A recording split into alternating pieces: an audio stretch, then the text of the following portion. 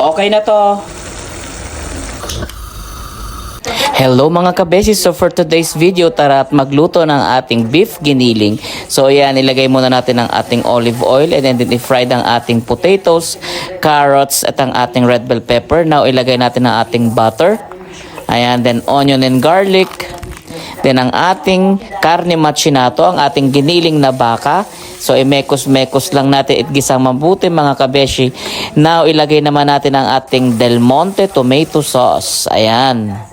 So pampasarap ng ating lutuin, basta tatak Del Monte, talagang masarap yarn.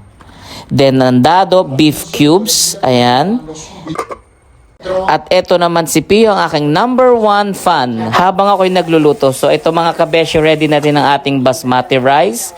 And then ayan, kumukulo na ang ating giniling. So lagay na natin ating tomato paste.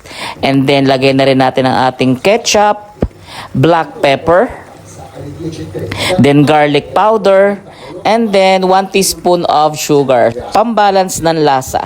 And now lagay naman natin ating fried potatoes, carrots, and red bell pepper.